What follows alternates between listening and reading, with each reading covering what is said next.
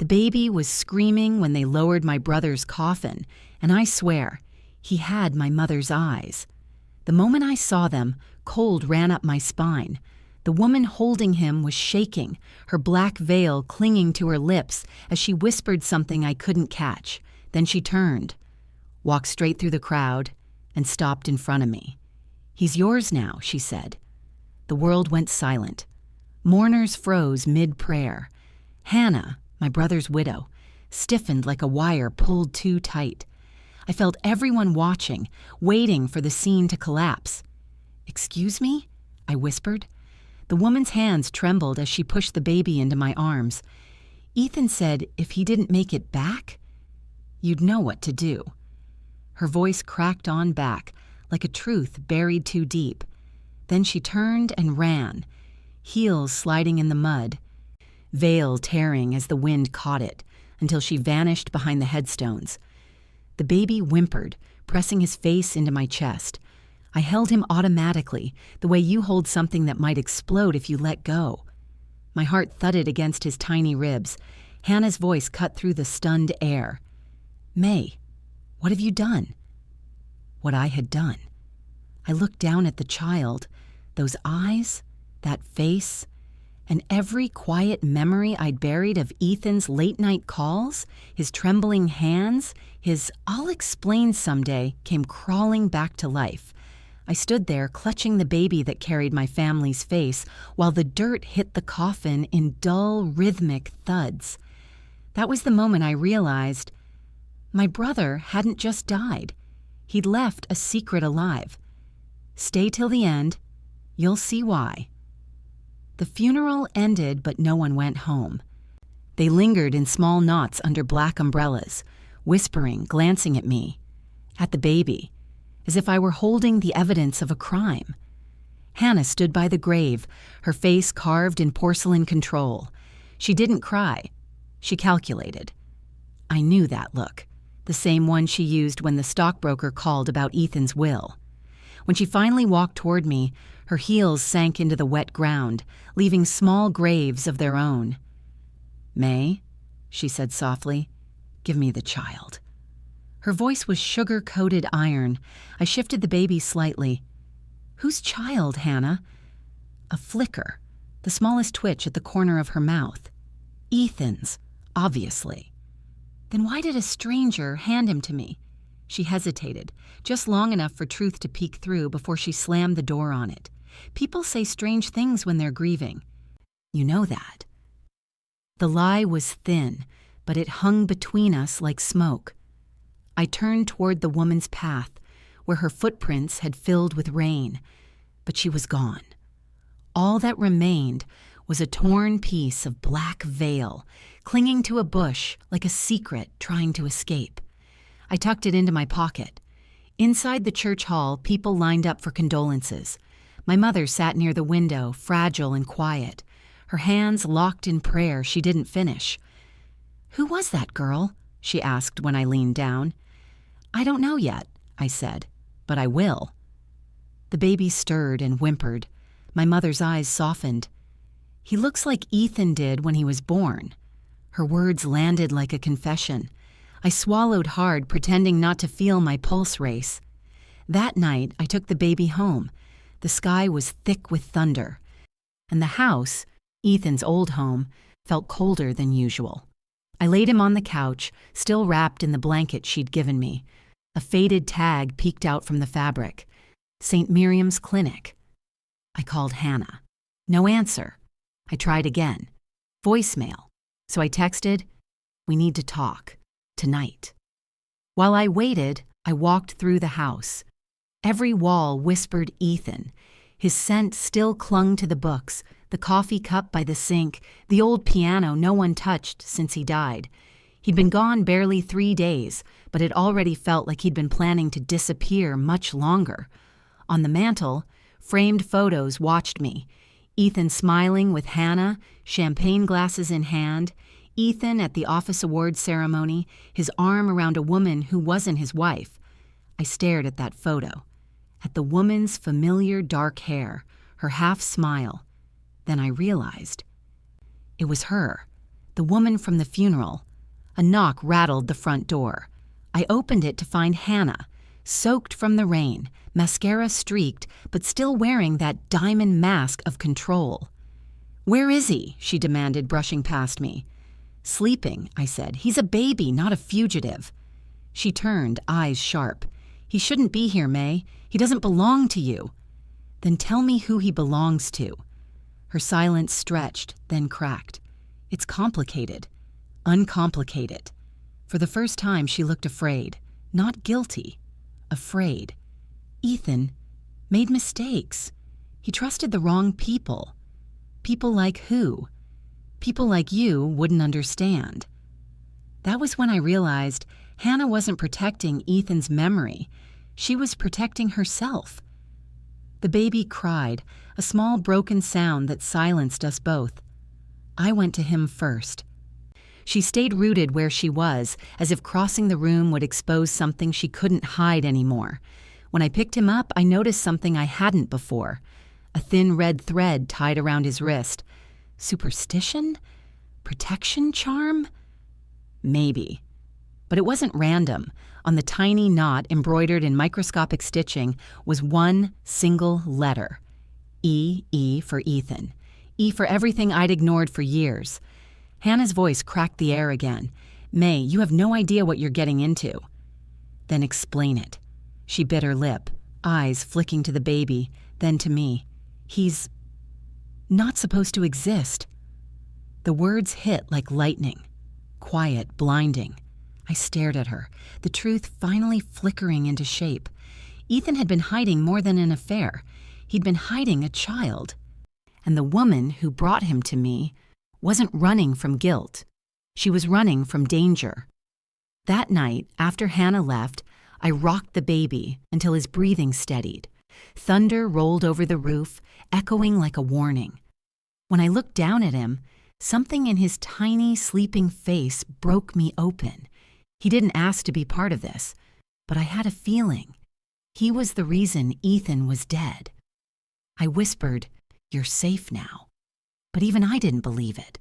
That's when my phone buzzed, a message from an unknown number. "You weren't supposed to take him. Don't trust her." I stared at the screen, heart hammering. Her, meaning Hannah? Or the girl from the funeral? Either way, it meant one thing. Ethan's story wasn't over. It was just beginning. The next morning, the rain had stopped, but the silence hadn't. The house felt like it was holding its breath. I brewed a pot of coffee, poured it into my favorite porcelain cup, the one with the chipped handle Ethan had bought me years ago after a fight. He said, "Cracks make things honest." Back then, I thought it was romantic. Now I understood it was a warning. The baby slept in a basket near the fireplace, wrapped in the same blanket from St. Miriam's clinic. Every few minutes, he'd twitch, as if some leftover memory lived inside his small body. I caught myself whispering to him, "What did my brother do to you?" No answer, of course. Just a sigh that sounded too human for someone so new. Around noon, I drove to St. Miriam's clinic. The receptionist blinked when I mentioned the baby's name, Ethan Jr., according to the note pinned inside his blanket. There was no record, no birth certificate, no mother's name, nothing. "Are you sure?" I asked. She scrolled again, then lowered her voice. "We used to have a nurse here named Lena, but she quit 3 months ago. No forwarding address." Lena, the girl from the funeral, the woman who handed me my brother's secret like it was burning her fingers. When I walked back to my car, I noticed a dark SUV parked across the street. Its windows were tinted, but I could feel eyes watching. I didn't move. The engine started, then pulled away slowly, not in fear, but in control. Someone knew what I'd found, and they were making sure I didn't forget. That night, Hannah called. Her voice was calm now. Too calm. "May, let's meet tomorrow, noon, at Ethan's office. We'll clear everything up." "Will you bring the documents?" I asked. There was a pause. Then, "Yes, all of them." Something about her tone scraped against my nerves. "Fine," I said, "but I'm bringing the baby." "Suit yourself," she replied and hung up. Ethan's office used to smell of ink and ambition. Now it smelled like dust and forgotten plans. His nameplate still sat on the mahogany desk, but the drawers were half empty, as if someone had already started erasing him. Hannah stood by the window, arms crossed, hair pinned to perfection. A stack of papers lay neatly arranged beside her. "Here," she said, sliding a folder across the desk. Inside were contracts. Legal, sterile, heartless, signed by Ethan. Property transfers, business accounts, insurance beneficiaries. But at the bottom of one document, something different caught my eye. A notarized statement declaring guardianship. Not for a company, for a child. Lena Carter, legal guardian of Ethan A. Rowe, Jr., contingent upon death of father, signed 3 days before his accident. My blood went cold. I looked up at Hannah. "You knew about this?" She smiled thinly. "Of course. He told me everything." "Then why was she at the funeral? Not you handing me the baby?" Her eyes hardened. "Because she didn't follow the plan."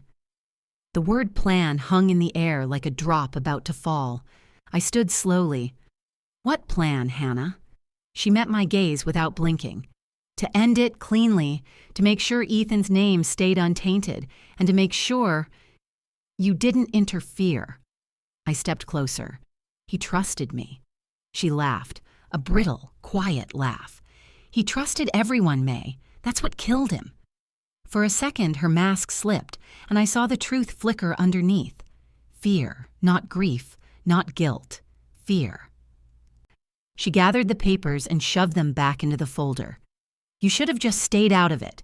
You always think your hands are cleaner because you drink tea and keep your voice calm." Her words were sharp, aimed to wound, but calm is a blade too, when you know how to use it. "That's when I started watching," I said softly. Her brow furrowed. "What?" I leaned in. "Everything you do, Hannah, every call, every visit, every late night, I'll be watching. Because something tells me my brother didn't just die, he was helped." She flinched, then forced a smile. "Be careful, May. Curiosity is a dangerous inheritance." She brushed past me, her perfume leaving a trail of cold lilies and warning. That evening, I stood at my kitchen window, the baby in my arms, the city lights flickering like unspoken thoughts. I rocked him gently, whispering, "We'll find out the truth, you and me." That's when I noticed it, taped to the inside of the window, half hidden behind the curtain. A photo. Me, from earlier that day, leaving the clinic. Written across it in red ink, "Stop digging, Auntie." That was the first fracture. Small enough to ignore, loud enough to echo. I poured myself a cup of tea. Steady hands, steady breath. The cup trembled anyway. And as the baby slept, I realized something that made the room tilt. Whoever was watching us already had the keys to my house. The next morning, I woke before sunrise. The house was still, the kind of still that hums in your bones. I made tea, black, strong, no sugar, and watched the steam rise like memory. From that day on, I stopped reacting. I started recording. Every sound, every glance, every shadow that lingered too long outside my window. I didn't speak to Hannah again, but she called 3 times a day. Each call was coated in honey. "How's the baby? Are you resting, May? I can help if it's too much for you." Help. That word started to sound like a threat. I kept my tone soft. "We're fine, dear. Just quiet days and warm bottles." And while I spoke, I could hear faint tapping on the other end. A keyboard, perhaps. Someone taking notes. That's when I knew. She wasn't checking on me. She was checking on the baby. At night, I sat in Ethan's old armchair, the baby asleep on my chest, the fireplace crackling low. In that silence, I replayed everything. The girl's trembling voice, the SUV, the photograph. Auntie May had always been the family's peacekeeper, the one who smoothed the tablecloth after an argument, the one who stayed polite when others shouted. But silence, I was learning, could also be a weapon. Every morning I began writing notes in my recipe book, a cover so ordinary no one would look twice. I logged times, phone calls, license plates. I saved the torn veil in a jar, tucked inside a drawer with mothballs and old secrets. Then one afternoon, as I folded the baby's laundry, small cotton things soft as size, I noticed something odd. One of his shirts smelled faintly of cologne. Not mine, not Ethan's, Hannah's husband's scent. I paused mid-fold. The air seemed to freeze around me. Someone had been close enough to touch the baby. That night, I pretended to sleep on the couch, lights off, room dark. At 2:17 a.m., the back door creaked open. Soft footsteps. I held my breath. The floorboard near the kitchen always betrayed intruders. The fifth plank from the counter. It groaned. Then, silence again. I waited until dawn to move. The baby was safe. The door was unlocked, and on the kitchen table, a single object lay under the morning light. A pacifier. Not his. From that day, I stopped being afraid. Fear is exhausting. Focus is easier. I started watching Hannah the way she'd watched me. I tracked her visits to the lawyer's office. I followed the quiet exchanges she had with her mother behind closed doors. They thought I was fragile. They forgot I'd raised half this family while holding my grief in both hands. One evening, Hannah stopped by unannounced. "I was in the neighborhood," she said, smiling. "Thought I'd see how you were." I nodded, poured her tea. Jasmine, her favorite. She sat across from me, eyes scanning the room. "You look tired, May." I smiled politely. Age looks like that on everyone eventually. We sipped in silence, both pretending not to taste the tension. Then she reached out, touched the baby's hand. "You know," she murmured, "Ethan wanted him to grow up strong, protected." "Protected from what?" I asked. Her hand froze mid-air. "From people who can't let go," she said. The teacup trembled in my hand, but my voice didn't. Sometimes letting go is the coward's way out. Her smile didn't falter, but her eyes did. For a second, they cracked, and I saw something raw beneath. Panic. She left soon after. I cleaned the cups, wiped the counter, and poured the remaining tea down the sink. The scent of jasmine lingered, sweet, deceiving, and beneath it, something else. Gasoline. That night, as I watched the baby sleep, I whispered, "They're circling, little one, but they don't know who they're dealing with." I pressed my palm over his tiny heartbeat and felt a promise take shape between us. From now on, I wouldn't be the aunt who waited for truth to arrive. I'd be the one who delivered it. Quietly. Precisely. And when the time came, mercilessly. The next day began with sunlight sharp as accusation.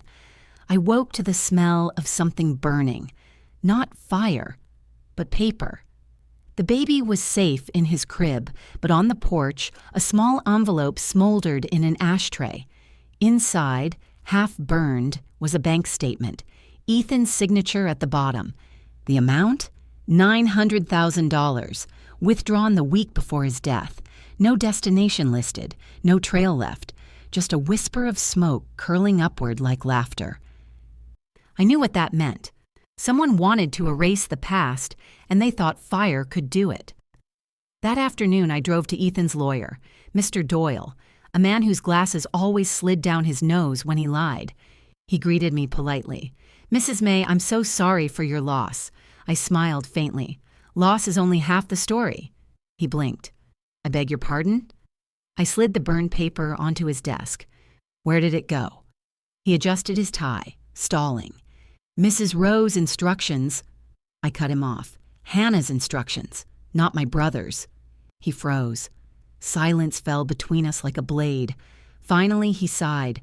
"Mrs. Rowe requested a transfer. She claimed it was for family security." "Security from whom?" I asked. He hesitated, then whispered, "From you." When I walked out of his office, I didn't cry. I didn't even shake. I just drove. Slow, deliberate, to Ethan's old storage unit.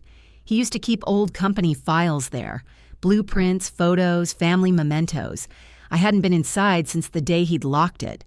The air smelled of oil and memory. Dust motes drifted like ghosts. I found his metal box on the shelf, the one he'd always said held things that matter. Inside were photos, childhood, birthdays, and one that froze me where I stood.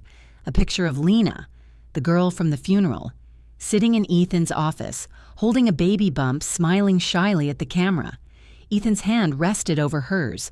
Written on the back in Ethan's handwriting, "For May, if anything happens." I felt something in my chest twist and break. The truth had been in my reach all along, wrapped in kindness I'd mistaken for peace. Under the photos was a voice recorder, old, scratched, almost forgotten. I pressed play, static first, then Ethan's voice, soft and tired. "May, if you're hearing this, something went wrong. Hannah knows. She found out about Lena and the baby. I was going to tell you, but she made me sign things, papers, transfers. She said it was for the company, but it wasn't. She said if I didn't, she'd..." The recording cut off. A loud click, then nothing.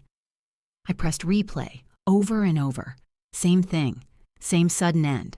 But on the sixth replay, right before the silence, there was something faint. A whisper. A woman's voice. Hannah's. "You talk too much, Ethan." Then, a thud. I stood there, the recorder still in my hand, my reflection trembling in the metal wall. I should have screamed. I should have called the police, but I didn't. I sat on the cold floor and listened again, calm, steady, until the fear melted into clarity. She hadn't just betrayed him, she'd killed him. And now, she was watching me to make sure I never found out. When I left the storage unit, the sun had gone down. The city lights shimmered through the fog like 1,000 false stars. I drove home in silence, my hands cold on the steering wheel. The baby cried when I entered, as if sensing the shift inside me. I picked him up, pressed my cheek against his tiny head, and whispered, "It's all right, little one. I know now." In that moment, I wasn't his aunt anymore. I was his shield and his avenger. At midnight, I sat at the kitchen table, the recorder between my hands. I stared at it the way one stares at a loaded gun. My tea sat untouched beside me. Its surface rippled slightly from my pulse. I thought of Ethan's voice, the tremor when he said my name, the silence that followed, the way Hannah had smiled at the funeral, all composure, all control, control built on corpses. That's when I made my decision. No more waiting, no more peacekeeping, no more tea and patience. I'd make her confess, not in private, but in front of everyone she'd ever fooled. But first, I needed proof strong enough to bury her lies with her smile still painted on. I blew out the candle and whispered into the dark, "I forgive you, Ethan, but she won't see forgiveness coming." Then I set the recorder in the drawer, right beside the baby's pacifier that wasn't his. One symbol of innocence, one of guilt. Both belonged to her, and with that, the calm Auntie May, the polite, gentle one who poured tea and folded napkins, was gone. In her place stood someone quieter, sharper, and infinitely more dangerous. The kind of woman who doesn't scream for justice. She builds it, brick by brick, lie by lie, until the house of deceit collapses, and this time, I'd be the one holding the match. For the next few days, I lived like a ghost in my own house. I spoke little, moved slower, smiled more, so no one would see the shift, but inside, every nerve was sharpened to a blade. I began retracing Ethan's last week before the funeral. Every call he'd made, every visit he'd logged, every receipt still stuck between his books. The man who never hid anything had hidden everything right before he died. And Hannah, I realized, had been with him almost every hour of that week, until the day he fell. I went to the printing shop near Main Street, the same one Ethan used for his business presentations. The owner, Mr. Klein, was sweeping up when he saw me. "Ah, Mrs. Rowe's sister-in-law," he said. "Terrible thing about Ethan." "Yes," I replied softly. You printed for him recently? He nodded. Yeah, last batch was 3 days before the accident. Looked like legal stuff. Big envelope. Mrs. Rowe picked it up herself. My stomach dropped. Hannah picked it up? He nodded again. Said Ethan was too busy to come. Signed for it, too. He showed me the signature on the invoice. Ethan's name, perfectly forged. That night, I sat in my kitchen with my phone on the counter, watching the baby sleep in his basket.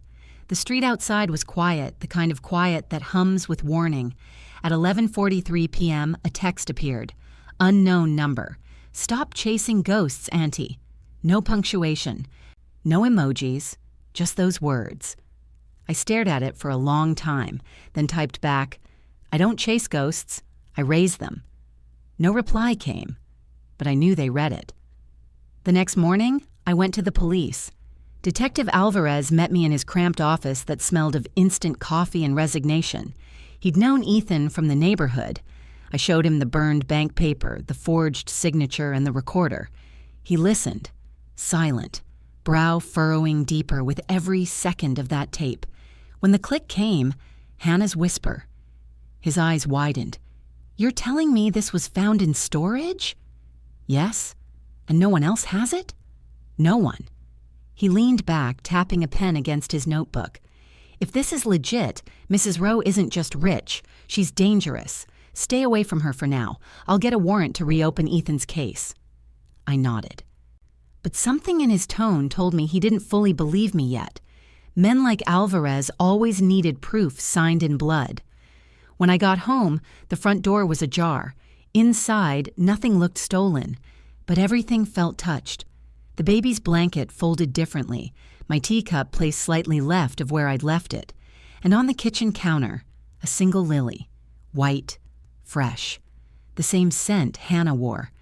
I walked slowly to the sink, filled a pot with water, and dropped the flower in. The petals floated for a moment before sinking. All right, I whispered.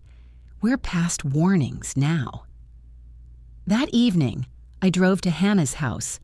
She lived in Ethan's old estate now, the house that once belonged to our parents. She'd turned it into a palace of glass and gilt. When she opened the door, she looked surprised, but not alarmed. May, she said sweetly, you should have called. I prefer unannounced visits, I replied. Inside, the house gleamed, too clean, too curated, like it was always expecting judgment. On the mantel, a framed photo of Ethan and Hannah on their wedding day. Her smile looked real back then. Maybe even love was real before it turned into something else. I found your flower, I said. She tilted her head. My what? The lily. A pause. Then the faintest smile. You always notice the small things. She walked to the bar, poured herself a glass of wine. You're angry with me.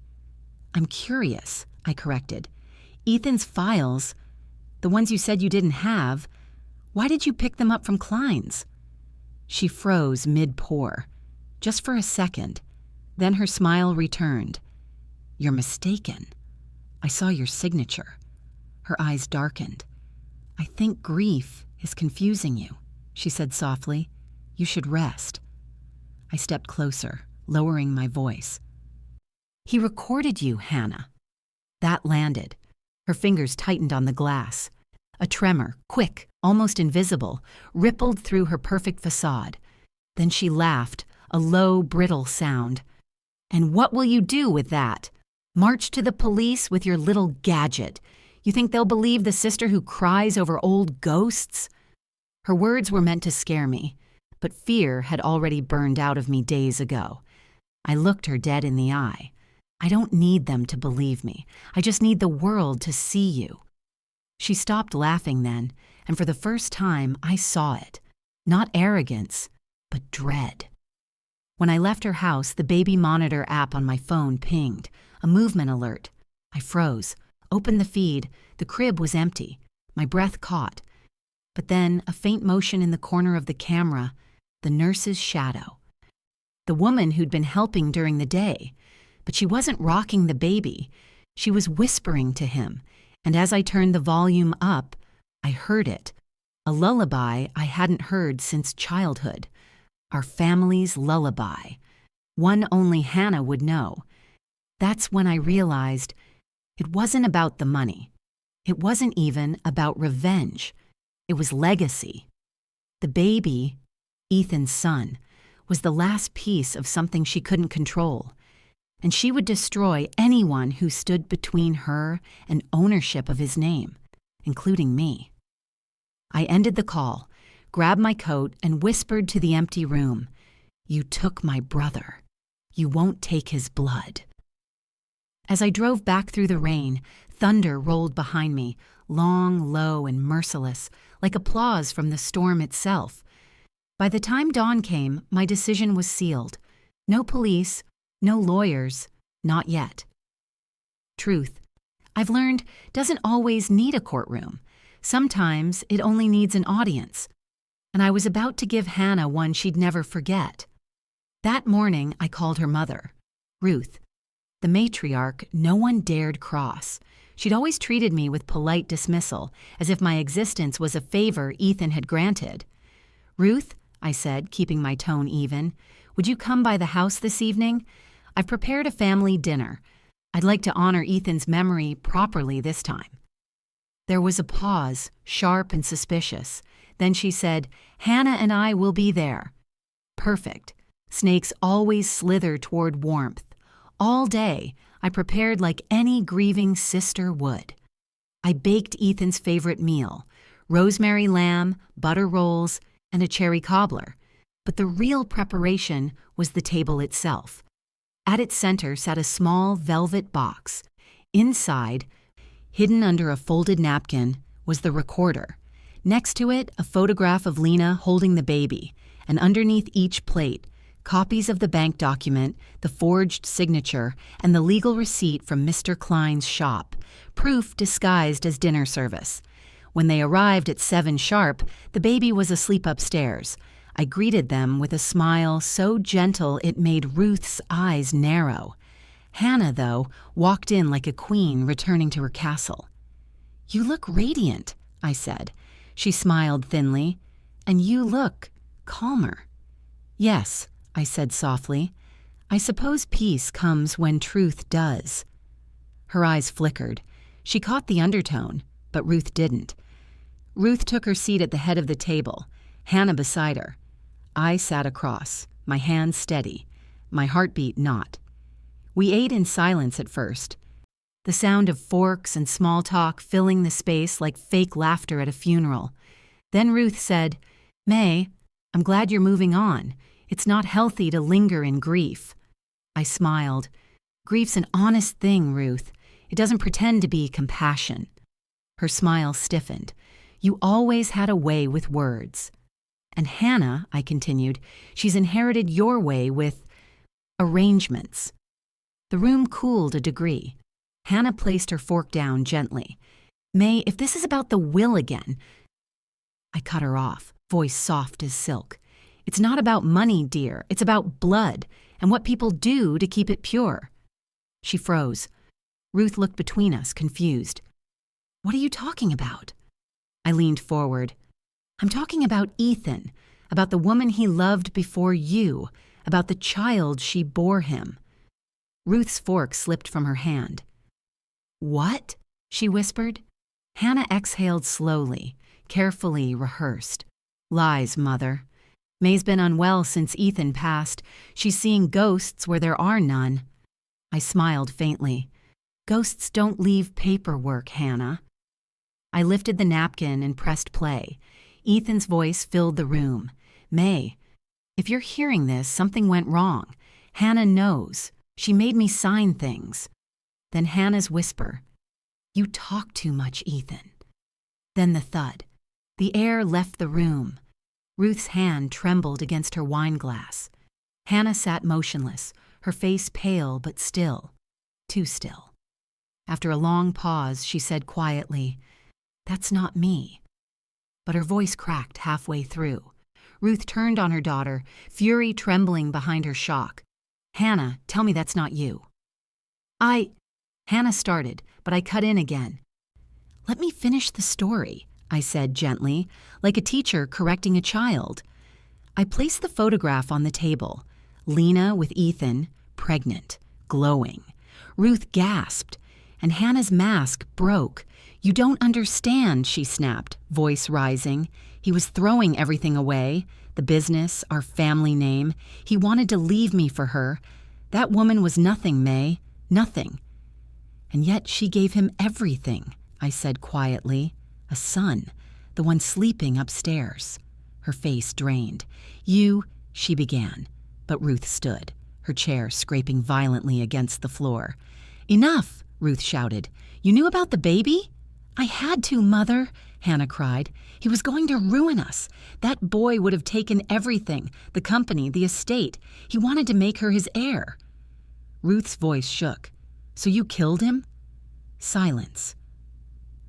The longest silence of my life. Then very softly, Hannah said, I protected what was ours.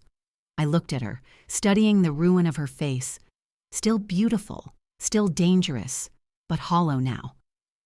You protected a name, I said, but you buried a man.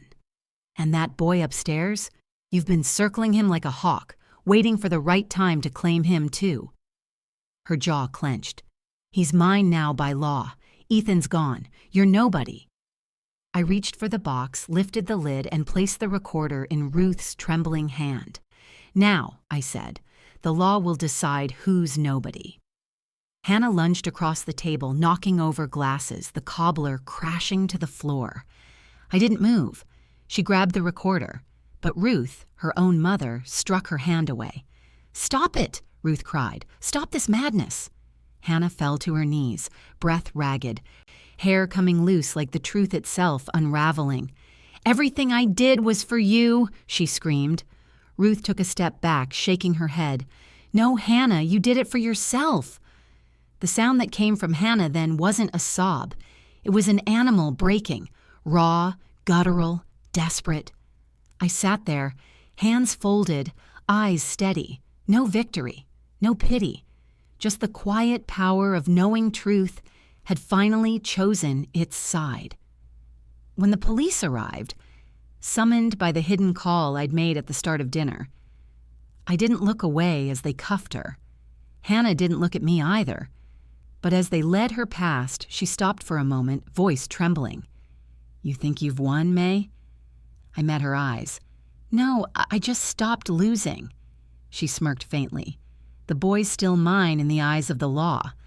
I leaned forward and whispered so only she could hear, not after tonight. Because Ruth, silent, shaken Ruth, had already made her call to the family lawyer while the police read Hannah her rights. As they took her away, I picked up the spilled cobbler from the floor. Its red filling stained the tiles like blood, glistening under the chandelier.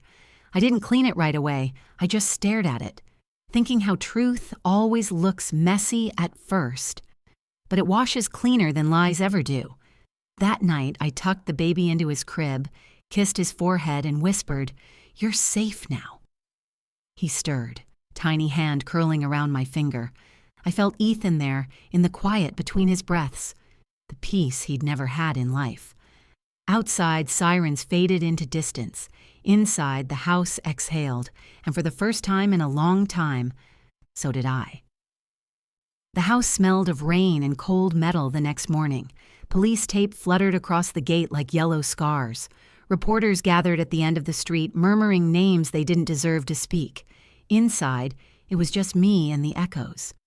The baby slept peacefully, unaware that the woman who'd tried to erase him was now behind iron bars. But peace, I learned, is not the same as healing. It's only the silence left after the storm stops screaming. I sat at the kitchen table, the same one where I'd hidden the recorder. The napkins were still folded, the plates still stained with the night before. It looked like the aftermath of a war that had been fought without weapons, just words, truth, and bloodlines. Ruth arrived just after sunrise. She looked 10 years older, her face hollow, her posture broken. When she spoke, her voice trembled like a branch holding too much rain. "I thought I raised a strong woman," she said quietly. "You raised one," I replied. "Just not the kind you wanted." She sat down across from me, eyes wet. "I didn't know, May. I swear on everything I loved. I didn't know she was capable of—" Her voice broke. I looked at her gently.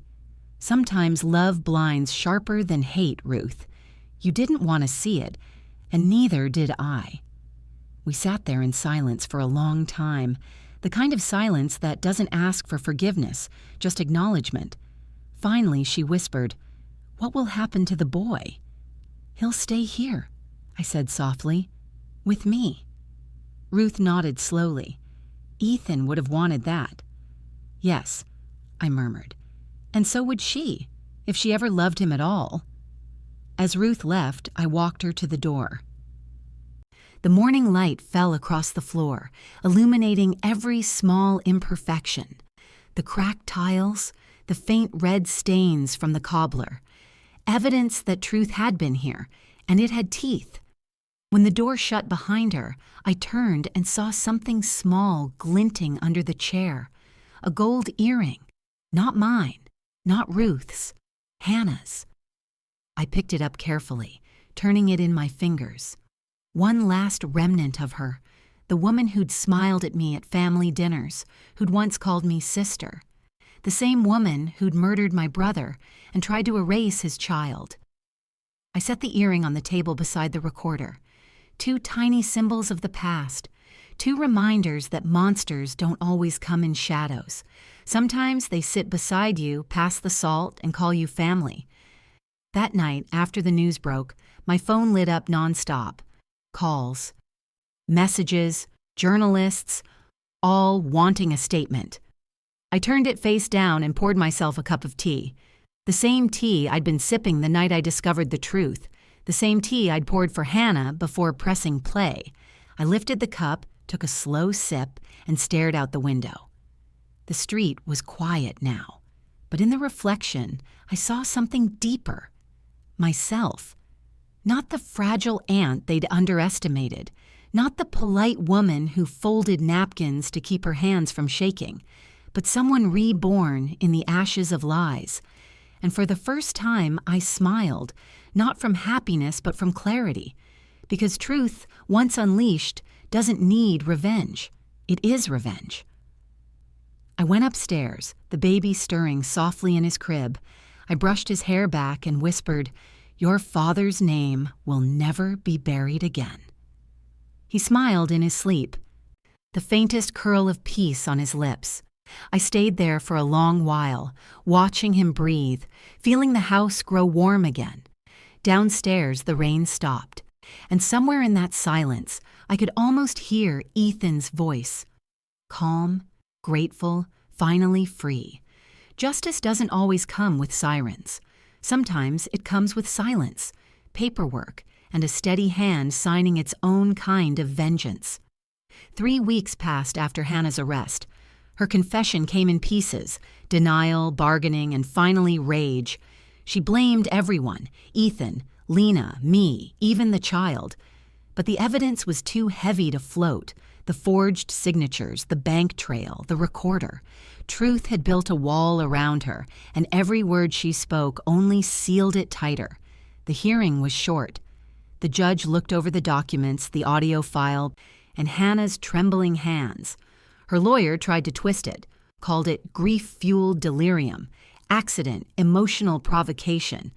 But when the tape played, the courtroom turned to stone. Ethan's voice cracked like a ghost reaching out from under the floor, and Hannah's whisper, "You talk too much, Ethan," sliced through the air like a knife that still remembered blood. No one moved. Even Ruth wept quietly behind her handkerchief. The gavel came down with a dull, final sound. 25 years. No parole for 15. But that wasn't the justice I was waiting for. Not yet. 2 days later, I stood in Ethan's old office, now cleared, polished, and quiet. The company board had gathered around the long table, men in suits, women in pearls, all whispering about scandal, about inheritance, about damage control. I walked in wearing black, not mourning, command. In my hand, I held the last piece of Ethan's will, the real one, sealed and hidden in the storage box Ruth had returned to me. It stated, in Ethan's own handwriting, that all his holdings and assets were to be placed under temporary custodianship of his sister, May Rowe, for the sole purpose of securing my son's future. The room fell silent as I read it aloud. One man cleared his throat. Mrs. Rowe, that will was never filed. I looked him straight in the eye. It is now. I slid the notarized document across the table. Ruth had already signed as witness. There was a moment of stillness, then a shift, power moving, control returning to its rightful hands. When the meeting ended, I stood by the window watching the city pulse below, 1,000 small stories moving at once. Behind me, the whispers had turned into respect. People who once dismissed me as the quiet aunt now spoke my name like it carried weight. But I didn't feel pride. I felt purpose. Because justice isn't about being seen. It's about making sure the truth stays seen. That weekend, I arranged a small memorial for Ethan. No headlines, no cameras. Just truth, gathered around a modest garden. Ruth came, frail but present. So did Lena, finally safe, finally seen. She held the baby, tears streaking her face. "I thought he'd be lost forever," she whispered. I placed a hand on her shoulder. "You both were. Now you're found." She nodded, eyes glistening with both sorrow and relief. "I'm not strong like you," she said. I smiled gently. "You don't have to be. You just have to live." We planted a tree together, an oak, strong and grounded. I tied a small ribbon around its trunk, engraved with Ethan's initials. The baby cooed, and for the first time, the wind felt soft again. That night, I sat on my porch with a cup of tea. Across the street, the neighbor's porch light flickered, ordinary life continuing as it should. But I knew my life had split in two, before truth and after it. I thought of Hannah, cold, calculating, alone in her cell. I wondered if she finally understood that power without love rots fast. And I thought of Ethan, the man who had loved too deeply and trusted too easily. His story had been twisted by those who feared his light, but I'd straightened it again, piece by piece, until it stood unbroken. The baby stirred inside, his faint cry breaking through the night. I went in, picked him up, and whispered, "You'll grow up knowing who your father was, not what they said he was." He looked up at me with Ethan's eyes, steady, clear, forgiving, and I felt something shift inside me. Not triumph, not closure, peace, quiet, unshakable peace. Before I turned off the light, I glanced once more at the table, the same one where I'd plotted my quiet justice. The earring still lay there beside the recorder, two ghosts of the past side by side. I didn't throw them away. I left them there, reminders of what silence can do when it chooses the right moment to speak. The world would move on, as it always does. But every time the wind passed through that oak in the garden, it would whisper Ethan's name. And every time I heard it, I'd know. Justice hadn't just been served. It had been earned. Peace arrived slowly. Not in grand gestures or sudden relief, but in quiet moments, like dawn sneaking through the curtains after a long night of rain. Weeks turned into months, and the world stopped whispering my family's name. The story faded from the papers, replaced by newer scandals, fresher sins. But here, in this house, the truth stayed alive, like the low hum of something sacred. Every morning I began the same ritual: boil the kettle, pour the tea, set 2 cups on the table, one for me, one for the memory of Ethan. I never drank from his cup. I just let the steam rise as if he might still breathe it in. The baby, now crawling, would pull himself up against my chair, his small hands gripping my knees. Each time I'd whisper the same words: "You'll never grow up afraid of love." Because that's what destroyed us. Not greed, not lies, not even murder. It was fear. fear of losing control, fear of being seen for who we truly are beneath the masks, and I refused to let that fear pass down to him. Sometimes I'd stand by the oak tree in the garden, the one we planted for Ethan. Its roots were spreading fast, reaching deep, holding the soil together, just like truth does when you stop trying to bury it. I'd touch its trunk, rough and young, and remember that night. The dinner, the tape, the moment the world flipped back into alignment. And for the first time in years, I didn't feel anger, just understanding. Some people destroy what they can't control, others protect what they can't forget, and I had done both in my own way. Ruth came to visit often. She never talked about Hannah. Some wounds don't need words to exist. Instead, she'd bring flowers, wild ones, from her garden, and sit quietly beside me, watching the baby play in the grass. Sometimes she'd smile, faintly, and say, "He looks like his father." And I'd reply, "Yes, but his heart will be his own." That was the real justice. Not punishment, not headlines, but freedom from the curse of control. That evening, after Ruth left, I sat by the window again with my tea. The same porcelain cup with the small crack along its handle. The same one Ethan gave me years ago when he said, "Cracks make things honest." I ran my finger over that fracture, smiling softly. He was right. The crack didn't ruin the cup. It made it real. And so had all of this, every betrayal, every silence, every tear. They hadn't broken me. They'd made me real again. Upstairs, the baby stirred. I went to him, lifted him gently, and rocked him until his breathing slowed. Through the open window, the wind brushed the curtains, carrying the faint sound of rustling leaves, the oak whispering again. I closed my eyes and listened, really listened, until I could almost hear Ethan's voice in that sound. "Rest now, May. It's done." And for the first time since that woman handed me a baby at my brother's funeral, I finally believed him. 5 years later, the house no longer smells like grief. It smells like cinnamon, baby powder, and morning light. The boy, no, Eli, as I named him, is almost 6 now. He runs barefoot through the garden where the oak has grown tall and proud, its branches spreading wide enough to touch the sky. Sometimes he looks up at it and asks, "Is that my dad's tree, Auntie?" And I say, "Yes, love. He planted it through us."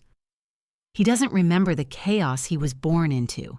He doesn't remember the lies, the courtrooms, the woman who nearly took everything from him. But I do. And remembering is my quiet promise to keep him free from it. Ruth visits every Sunday. Her hair is white now, her hands delicate, her eyes softer. We don't talk about Hannah anymore. The world says she found religion in prison. Maybe that's true, maybe not. But forgiveness isn't the same as returning what's lost. I've learned to forgive, but I'll never forget. Forgiveness is for me. Memory is for justice. Sometimes I still pour 2 cups of tea. Eli laughs at the empty one. "Who's that for?" he asks every time. And I smile. "For someone who never stopped looking out for us." He always nods like he understands in some secret childlike way. Maybe he does. Because sometimes, when the wind passes through the oak, he looks toward it and waves, as if someone waves back. I watch him grow, and I think of how far we've come, how betrayal turned into revelation, how pain turned into peace. And I think about that woman at the funeral, trembling, desperate, placing a baby in my arms and whispering, "He's yours now." She was right. He was mine, not by blood, but by purpose. And he saved me, the way the innocent sometimes save the broken. Sometimes being left behind is the fastest way to get ahead. And if you've ever trusted the wrong people, this story is for you. What would you have done in my place? Tell me in the comments. And remember, truth may take its time, but when it arrives, it never knocks twice. If this story touched your heart, Don't forget to like and subscribe. It helps me keep sharing these truths that too many women live quietly. And tell me in the comments, where in the world are you listening from? I love knowing how far these stories travel.